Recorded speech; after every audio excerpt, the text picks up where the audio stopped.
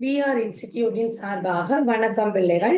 நாங்க இந்த காணொளியில 2024ஆம் ஆண்டுக்குரிய ஞான விளக்கு பேப்பர்ட பார்ட் ஒன் வினாக்களுக்குரிய விடைகளை விளக்கமாக செய்துட்டு போறோம். உங்களுக்கு இந்த பேப்பர்ட PDF வேணும்னா உங்களுக்கு டிஸ்கிரிப்ஷன்ல என்னுடைய வாட்ஸ்அப் சேனல் லிங்க் பகிரப்பட்டிருக்கு. அதுல ஜாயின் பண்ணி கொள்ள முடியும். ஜாயின் பண்ணி அந்த பேப்பரை நீங்க பிரிண்ட் அவுட் எடுத்து செய்து பார்த்துட்டு இந்த காணொலிகளை பார்த்து நீங்க திருத்திக் கொள்றது உங்களுக்கு உங்களோட பார்ட் பண்ணக்கூடிய உங்களோட நாலேஜை வளர்த்துக் கொள்ள மிகவும் உதவியாக அமையும்.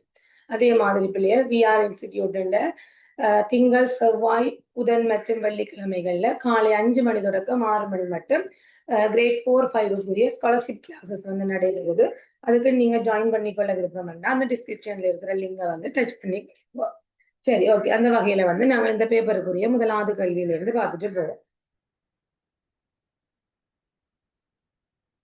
ஓகே, பாருங்க பிள்ளைகள், முதலாவது கேள்வி. பின்வரும் உருவை அவதானித்து அதனை பற்றிய சரியான கூட்டை தெரிவு செய்க. இந்த உருவ அவதானிச்சு எங்களுக்கு அதை பத்தின சரியான கூட்டை இங்க தெரிவு செய்து கொள்ளட்டுமா. சரி, உங்களை எல்லாருக்குமே பிள்ளைகள், உங்களை எல்லாருக்குமே அதாவது முதலாவது கேள்வி ஸ்காலர்ஷிப்ல எங்களுக்கு எது வரும்ன்றது உங்களை எல்லாருக்குமே தெரியும். படத்துடன் தொடர்புபட்ட கேள்விதான் எங்களுக்கு முதலாவது கேள்வியா வரும். என்ன பாருங்க, முதலாவது நாங்க ஆன்சரை வச்சு பார்ப்போம். முதலாவது, பாலர் பாடசாலை மாணவர்கள் பாடசாலை தோட்டத்தில் வேலை செய்கின்றனர். சரி, எங்களுக்கு கொஞ்சம் மாணவர்களை தந்திருக்கு. ஆனா இது எங்களுக்கு பாலர் பாடசாலையா இல்லாட்டி செகண்டரியான்றது எங்களுக்கு தெரியாது.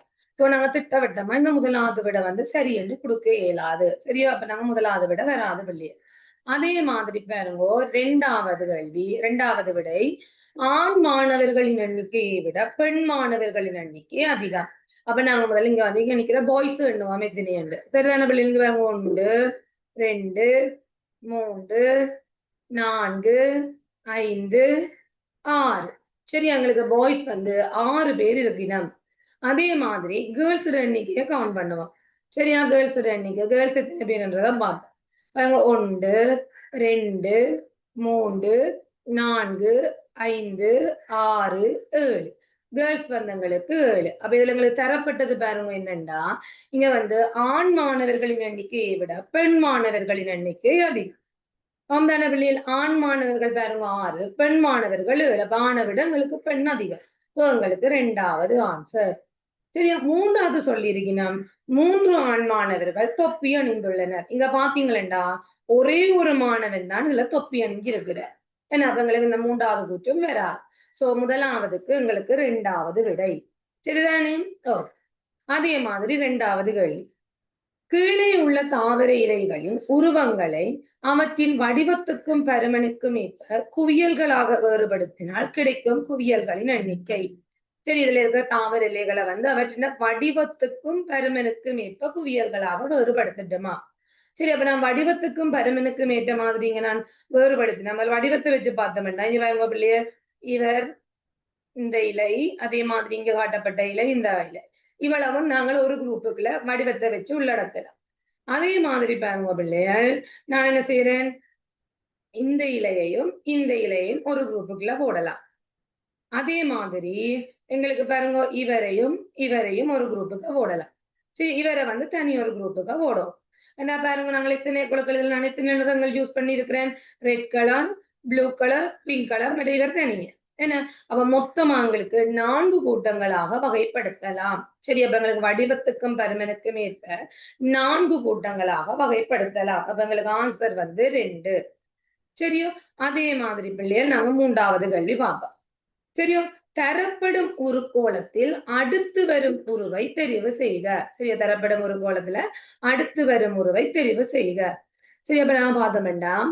முதலாவதுல பாருங்க, நாங்க இதுக்கு இருக்கிற சர்க்கிள்ஸ் எத்தனை எண்ணி கொண்டு போவோம். முதலாவதுல பாத்தீங்களா 6 இருக்குது. என்ன பிள்ளைகள்? 6 வட்டங்கள் காணப்படுது. இரண்டாவதுல 5 வட்டங்கள், மூன்றாவதுல 4 வட்டங்கள், அடுத்ததுல 3 வட்டங்கள். சோ எங்களுக்கு அடுத்தது வரப்போறதுல 2 வட்டம் தான் இருக்கணும். எங்களுக்கு தரப்பட்ட 3 விடையிலையுமே 2 வட்டம் தான் இருக்குது. சோ நாங்க என்ன செய்யலாது, அதை வச்சு எது ஆன்சர் என்று கண்டுபிடிக்கலாம். இனி பிள்ளைகள் இங்க கடைசிடா இங்க நிறம் தீட்டப்பட்ட பக்கங்களை பார்ப்போம். முதலாவதுல பாத்தீங்களா எங்களுக்கு இங்க பாருங்க இந்த பக்கமா என்ன வெளிநோக்கி வந்து களை திட்டப்பட்டிருக்கு.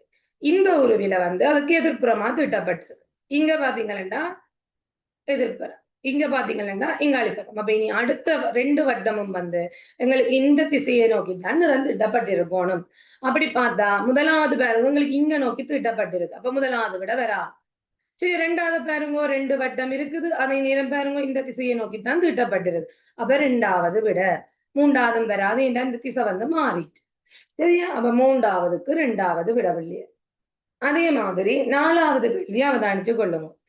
பின்வரும் கோலத்தில் வினாக்குறி இருக்கும் அடைப்பில் வர வேண்டிய உரு யாது? சரி, இந்த வினாக்குறி இருக்கிற ஒரு இடத்துல வந்து இன்னும் உருவ பாருங்க பிள்ளைகள். இங்க பாருங்க இந்த முதலாவது உருவையும் இந்த உருவையும் பாருங்க.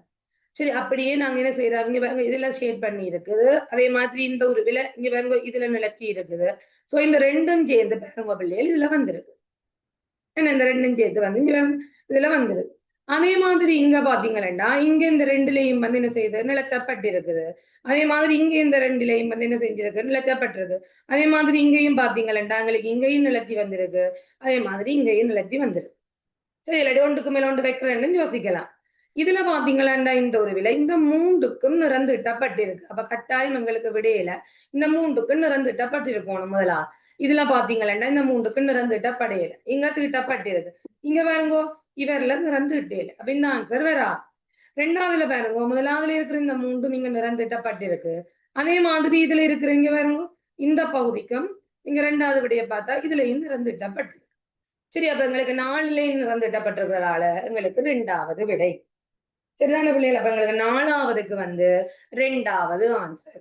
சரி, அப்ப உங்களுக்கு படக்கல்விகள் வரைகளை வந்து வடிவ அவதானிச்சீங்கன்னா ஓகே என்ன செய்து கொள்ளக்கூடிய மாதிரி இருக்கும். நீங்க என்ன செய்யணும், வடிவ அவதானிச்சீங்கன்னா அங்காலும் நாங்க கணக்கை ஈஸியா தட்டிட்டு போயிடலாம். அடுத்த கேள்வி. பின்வரும் கவிதை எதனை பற்றி கூறுகின்றது? சரியா? கடலில் இருந்து கரைக்கு வந்து அங்கும் இங்கும் ஓடி திரியும் எம்மை கண்டால் மணலை தோண்டி ஓடி ஒளிந்து கொள்ளும். சரி, ஆமையும் கடல்ல இருந்து எங்களுக்கு கரைக்கு வரலாம். அங்கும் இங்கும் ஓடி திரியும் எம்மை கண்டால் மணலை தோண்டி ஒளிந்து கொள்ளும். ஆமை என்றது வந்து வந்து ஓடி திரியும் என்றது ஆமை உங்களுக்கு தெரியும். அப்படி நகரும் என்றது வந்து உங்களுக்கு தெரியும். அதே மாதிரி வந்து நத்து எங்களுக்கு வராது. நண்டு தான் பிள்ளைகள் வேற. ஏன் நண்டு வந்து கரைக்கு வந்து ஓடி திரியும். எங்களை கண்டா படக்குன்னு மணலை என்ன செய்யும், மணலை தோண்டிட்டு அதுக்குள்ள போய் ஒளிந்து கொள்ளும். சோ மோஸ்ட் சூட்டபிள் வந்து 3வது விடை நண்டு. சரியா? நண்டு. 6வது கேள்விய பாருங்க பிள்ளைகள். 6வது தரப்படும் அடைப்பில் உள்ளவை மிகச் சரியாக பிரிக்கப்பட்டுள்ள விதத்தை சரியாக காட்டும் விடை யாது? முதல் நாங்கள் என்னென்ன உருக்கள் தரப்பட்டுள்ளதுன்றதா அவதானிப்போம். பாருங்க, முதலாவது எங்களுக்கு ஆமை, 2வது கிளி, 3வது முயல், 4வது தவளை, 5வது மீன். சரி, நான் என்னண்டு இதை நான் வேறு பிரிக்கிறேன்டா பிள்ளைகள். தரையில் வாழ்பவை, கடலில் வாழ்பவை, தரையிலும் கடலிலும் வாழ்பவை, நீரிலும் நிலத்திலும் வாழ்பவை.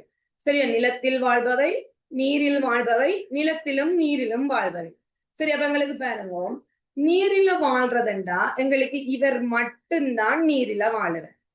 நீர்ல மட்டும் வாழுவேன். சரி, அதே மாதிரி நான் நிலத்தில வாழ்றது, நிலத்தில மட்டும் வாழ்றேன்டா எங்களுக்கு கிளியும் முயலும் வந்து நிலத்தில மட்டும்தான் வாழும்.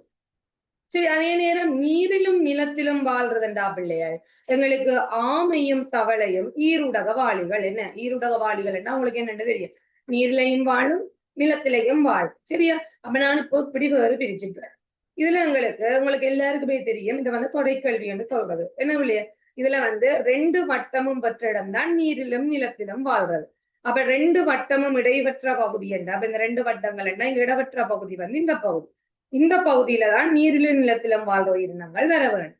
அப்ப நீர்லையும் நிலத்திலையும் வாழ்றது ஆமையும் தவளையும். அப்ப எங்களுக்கு நடு இடவற்ற பகுதியில ஆமையும் தவளையும் வரும். ஏன் எங்களுக்கு இந்த வட்டம் வந்து நீர்ல வாழ்றதா இருக்கலாம், இந்த வட்டம் வந்து நிலத்துல வாழ்றதா இருக்கலாம். சோ 2 வட்டமும் இடைப்பெற்ற பகுதி வந்து இடவற்ற பகுதி வந்து நீரில நிலத்தில. அப்ப நடுவில எங்களுக்கு ஆமையும் தவளையும் இருக்கும். அப்ப முதலாவது விட வராது. இங்க பாருங்க ஆமையும் தவளையும் இருக்கு. அதே மாதிரி இங்க ஃபிஷ்ஷ பாருங்க இங்கால இருக்கு. அப்ப இது வந்து நீரில மட்டும் வாழ்ற உயிரினம். அப்ப இது நீரில் வாழ்பவை. இந்த வட்டம் வந்து எங்களுக்கு நிலத்தில் வாழ்பவை. சரி, இது நீரில் வாழ்பவை, இது நிலத்தில் வாழ்பவை, நடுவில நீரிலும் நிலத்திலும் வாழ்பவை. அப்ப இது சரியா இருக்குத்தானே? நீரில வாழ்வது மீன், நிலத்தில வாழ்றது கிளியும் முயலும், ரெண்டிலையுமே வாழ்வது உங்களுக்கு தவளையும் ஆமையும். சோ உங்களுக்கு 2வது விடை. சரிதான பிள்ளைகள்? 6வதுக்கு 2வது விடை. அதே மாதிரி 7வது கேள்வியை கவனிச்சு கொள்ளும். சரியா? தரப்படும் உருக்களின் தொடர்பை விளங்கிக் கொண்டு வினாக்குறி உள்ள இடத்துக்கு வர வேண்டிய சரியான உருத்தொடர்பை தெரிவு செய்க. சரியா? இப்ப பாருங்க, தரப்பட்டுள்ள உருக்கள தொடர்பை விளங்கி கொண்டா வினாக்குறி இருக்கிற இடத்துல இந்த உரு வருமென்ற கேள்வி. அப்ப நாங்கள் இதுல ஈக்குவல் அதாவது சமன் என்று போட்டு உருக்கள் தரப்பட்டிருக்கு. அப்ப நாங்க வெட்டுவோம். முதலாவது எது எதுக்கு சமன் என்று கண்டுபிடிக்க வெட்டுவோம். சரியா? முதலாவதுல பாருங்க, இங்கேயும் ஒரு முக்கோணம் இருக்கு, இங்கேயும் ஒரு முக்கோணம் இருக்கு. அப்ப நான் முக்கோணத்தை வெட்டிட்டேன். சோ உங்களுக்கு இங்க ஒரு சதுரம் 2 வட்டத்துக்கு சமன் என்றதுதான் முதலாவதுல நான் எடுக்கிற முதலாவதுல நாங்க தெரிஞ்சு கொள்ளக்கூடிய விஷயம். ஒரு சதுரத்துக்கு 2 வட்டம் சமன். அதே மாதிரி இப்ப நான் ஒரு சதுரத்துக்கு 2 வட்டம் சமன்டா இங்க ஒரு சதுரத்தையும் இங்க 2 வட்டத்தையும் வெட்டுறேன். அதே மாதிரி இங்க ஆல்ரெடி எங்களுக்கு ஒரு வட்டம் இருக்குது. சோ நான் இதுலயும் இன்னொரு வட்டத்தை வெட்டுறேன். அப்ப இங்க பார்த்தோம்டா எங்களுக்கு ஒரு முக்கோணம் 4 வட்டங்களுக்கு சமன். சரி, ஒரு சதுரம் 2 வட்டத்துக்கு சமன், ஒரு முக்கோணம் 4 வட்டங்களுக்கு சமன். இவெல்லாம் நாங்க தெரிவு செய்து கொண்டுட்டோம். இப்ப 3 சதுரத்துக்கு என்ன ஆன்சர் கேட்டுக்கிறார். சரியா? 3 சதுரத்துக்கு என்ன ஆன்சர்? ஒரு சதுரம் எங்களுக்கு 2 வட்டத்துக்கு சமன். அப்போ 3 சதுரம் பார்த்தா எங்களுக்கு ஒரு சதுரம் 2 வட்டம் 3 சதுரம் 2 6 6 வட்டம் விடையில இல்ல. சரிதானே பிள்ளையே? அப்ப வேறுங்க, நான் இப்ப என்ன செய்ய போறேன்டா இந்த 3 சதுரத்துக்கும் 6 வட்டங்கள் வேற என்ன பிள்ளையே? அப்ப நான் பாருங்க 1 2 3 4 5 6 இத முதல் போட்டு கொள்ளுட்டேன். சரிதானே? 3 முக்கோணத்துக்கும் 6 வட்டம் சமன். இதுல எங்களுக்கு தந்திருக்க பாருங்க, ஒரு முக்கோணம் இங்க பாருங்க 4 வட்டத்தை குறிக்கும் என்று கண்டுபிடிச்சிட்டேன். அப்ப நான் என்ன செய்ய போறேன்? இந்த 4 வட்டங்களுக்கும் பதிலா ஒரு முக்கோணத்தை போடுறேன். சரி, இந்த 4 வட்டங்களுக்கும் பதிலா ஒரு முக்கோணத்தை போடுறேன். அப்ப எங்களுக்கு பெஞ்சி இருக்கிறது என்ன? ஒரு முக்கோணமும் 2 வட்டமும். அப்ப எந்த ஆன்சர் வரும்? 2வது. ஒரு முக்கோணமும் 2 வட்டத்துக்கும் சமன். சரிதானே பிள்ளைகள்? விலங்காட்டிக்கு பிள்ளைகள் உங்களுக்கு டவுட்ஸ் எதுவும் இருந்தா தாராளமா என்ன தொடர்பு கொள்ளலாம். நான் உங்களுக்கு விளங்கப்படுத்தி விடுவேன். அடுத்த 8வது கேள்வி. காகித துண்டுகளை மடித்து இலக்கங்களை உருவாக்கப்பட்டுள்ள விதம் கீழே தரப்பட்டுள்ளது. சரியா? காகித துண்டுகளை மடித்து இலக்கங்கள் உருவாக்கப்பட்டுள்ள விதம் கீழே தரப்பட்டுள்ளது. இக்காகித துண்டுகளை விரித்து நேரான துண்டுகளாக மாற்றும் போது நீளம் கூடிய துண்டு எது? சரி, இதை நாங்க விரிச்சு போட்டு நேரான துண்டா மாத்திக்கல, நீளம் கூடிய துண்டு. அப்ப நாங்க இதுல வெட்டி பார்ப்போம். என்ன பிள்ளை? இங்க பாருங்க, எத்தனை சதுர கட்டங்களை பிடிச்சிருக்கேன். முதல்ல என்ன பண்ணா நீளம் கூடியதா ஐடென்டிஃபை பண்ணலாம். சரி பாருங்க, இது ஒன்று. இதுல எங்களுக்கு மடிச்சிருக்கிறபடியா இது பிள்ளைங்க இந்த சதுரத்தை ஃபுல்லா பாவ பண்ணும். அது மடிவட்டு தானே இருக்குது. அவ பாருங்க 2 3 4 5 6. அப்ப இலக்கம் ஒன்று எங்களுக்கு 6 சதுர கட்டங்களை பிடிக்கும். 2 பாப்பா 1 2 இது மடிக்கப்பட்டிருக்கு. சோ 3 4 இதுவும் மடிக்கப்பட்டிருக்கு. 5 6 இதுவும் உங்களுக்கு 7 என்ன பிள்ளைகள்? 7 8 9 10 11. சரி, அப்ப எங்களுக்கு இந்த 2 இலக்கம் 11 கட்டங்களை பிடிக்கும். 5 பாப்பம் பிள்ளை 1 2 3 4 5 6 7 8 9 10 11 11 இலக்கங்களை பிடிக்குது. அதே மாதிரி 6 பாப்போம். 1 2 3 4 5 6 7 8 9 10 11 12. என்ன பிள்ளைய? 12. அப்ப எங்களுக்கு பாருங்க 1 இலக்கத்தை நாங்க விரிச்சா 6 சதுர கட்டங்கள், 2 11 5 11 6 12. அப்ப இவங்களுக்கு நீளம் கூடியதுண்டு 6. என்ன பிள்ளைகள்? அப்ப நாங்க நேரடியா 6 போட்டு கொள்ளலாம். சரி, அப்ப எங்களுக்கு 8வதுக்கு 3வது விடை.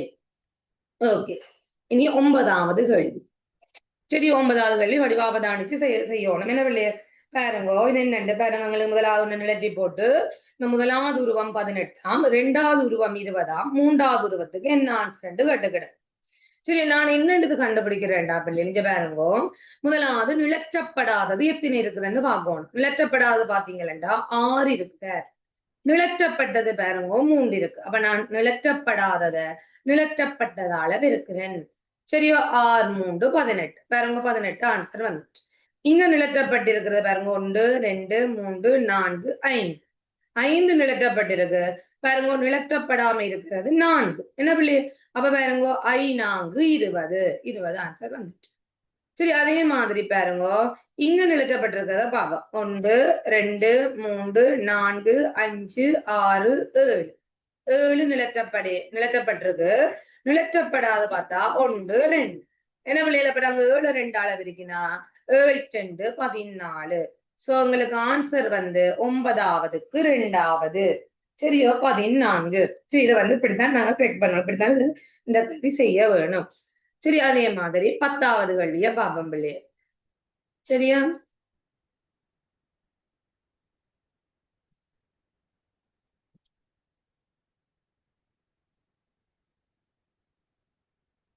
தாது கல்வியையும் பார்த்துட்டு அடுத்த மிகுதி 10 கேள்விகளும் வந்து பிள்ளைகள் உங்களுக்கு அடுத்த காணொளியில வந்து போடப்படும். அதை பார்த்து மிகுதி 10ஐயும் வந்து நீங்க திருத்தி கொள்ளுங்க.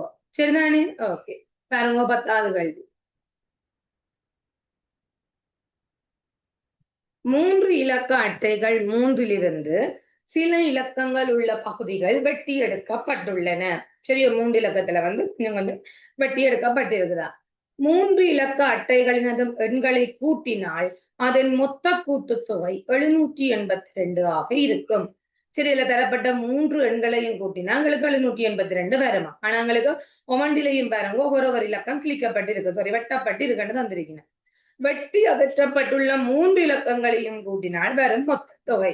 சரி, அப்ப நான் இதுல என்ன செய்யறேன்டா 1 எங்களுக்கு கிளிக்கப்பட்ட இடத்துல வந்து நான் டேஷ் என்று போட்டுட்டு கூட்டுறேன். சரியோ, அதே மாதிரி 2 டேஷ் 3 4 1 டேஷ்.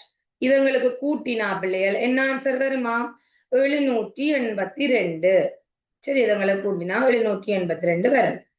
ஓகே, அப்ப நாங்க இங்க கூட்டி பார்ப்போம். சரியா, பாருங்க நான் கூட்ட போறேன். 4 3 7. இதுல 2 வந்திருக்கண்டா கட்டாயம் இது 12 தான் இருந்திருக்கு. என்ன பிள்ளைகள்? அப்ப 4 3 7. இதுல 5 இருந்தா தான் பிள்ளைகள் 4 3 7 7 5 12 2 எழுதி 1 மிச்சம். சரி, அப்ப இதுல உங்களுக்கு கட்டாயம் 5 இருந்திருப்பேன். இப்ப மிகுதி 1 இருக்குது, இங்கேயும் 1 இருக்கு. அப்ப 1 1 2. 8ல 2 3 6. அப்ப உங்களுக்கு இந்த 2 இலக்கங்களும் வந்து 6 இருக்கணும். இந்த 2 இலக்கங்களோட கூட்டுத்தொகையும் 6. சரி, எங்களுக்கு தனித்தனியே காண தேவையில்லை. எங்களை 3 இலக்கங்களோட கூட்டுத்தொகை தானே கேட்டவே. எங்களுக்கு இந்த 2 இலக்கங்களோட கூட்டுத்தொகையும் இப்ப உங்களுக்கு 6 தெரியும். என் மிகுதி 1 இந்த 1 1 1 2. அப்ப இதுல 8 வரணும்டா. இது 2 கட்டாயம் 6 இருக்கணும். சரி, அப்ப பாருங்க இது எங்களுக்கு 6 பிள்ளைகள். இங்க நாங்கள் 5. சோ 6 5 11. அப்ப 2வது விடை. சரிதானே? அப்ப எங்களை கூட்டி பார்த்தோம்டா இது 6 கண்டுபிடிச்சாங்க, அதோட 5 கூட்டினோம்டா 11. சோ 10வதுக்கு வந்து 2வது விடை. சரிதான பிள்ளைகள்? இப்ப இந்த காணொளியில 1 தொடக்கம் 10 வரையான கேள்விகளுக்குரிய விளக்கமும் விடைகளையும் வந்து தரப்பட்டிருக்கு.